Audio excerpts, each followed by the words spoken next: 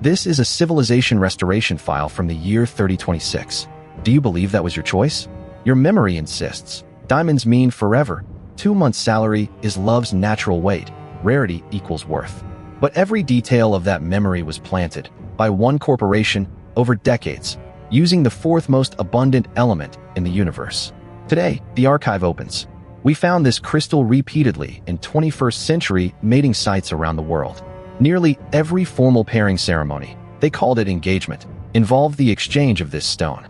We initially assumed it was extremely rare, but chemical analysis confused us.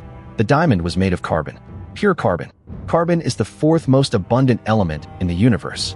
Your pencil lead is carbon. The air contains carbon. You yourself are made of carbon. This element has nothing to do with rare. Natural diamonds were not geologically scarce either. Global reserves were abundant. Yet the market price was extraordinary. We searched a long time for what connected these contradictions. Eventually we found a name, De Beers. In 1888, a British colonist named Cecil Rhodes founded De Beers in South Africa, consolidating nearly all the diamond mines around Kimberley.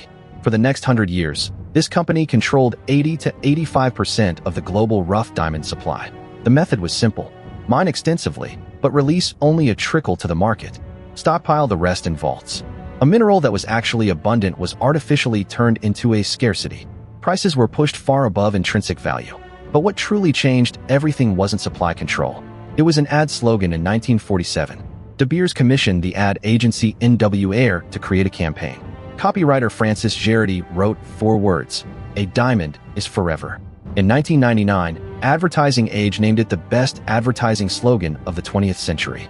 Its power wasn't in describing a physical property. It bound a carbon crystal to one of humanity's deepest emotions, eternal love. From then on, no diamond meant your love wasn't deep enough. The data confirmed the campaign's power. In 1939, before this advertising blitz, only about 10% of engagement rings contained diamonds. By 1990, that figure had risen to 80%. One slogan rewrote a civilization's mating rules. Then they escalated.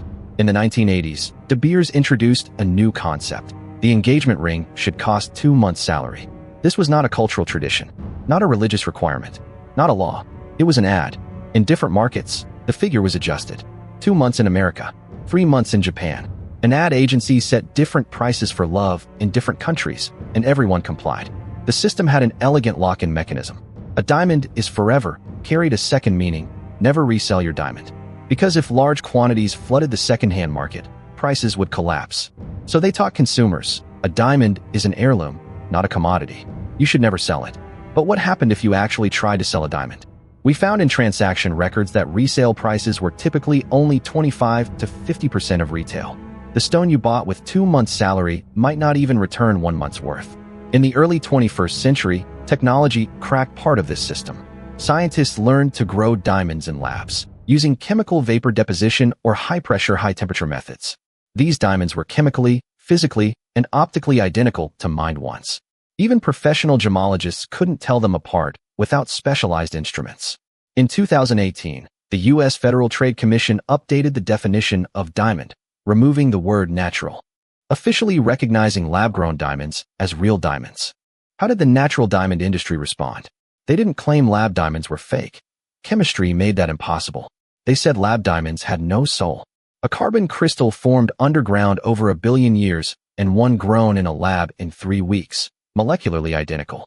But one had a story, the other was meaningless. The price difference, several-fold. The story had an even darker side.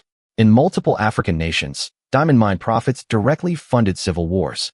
Sierra Leone, Angola, the DRC, millions died in conflicts fueled by what became known as blood diamonds.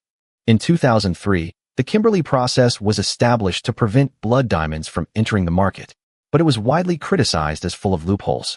Looking back 1,000 years later, the diamond may be the most successful marketing case in human history. One company monopolized a mineral that wasn't scarce, bound humanity's deepest emotion with a single slogan, priced love in months of salary, used forever to prevent resale, used natural to devalue science, used tradition to package an invention only decades old. If you're living in that era right now, have you ever considered that the tradition you believe in may be a 1947 advertisement? That the rarity you trust may be a warehouse decision? That the forever you cherish may just be a reason to stop you from reselling?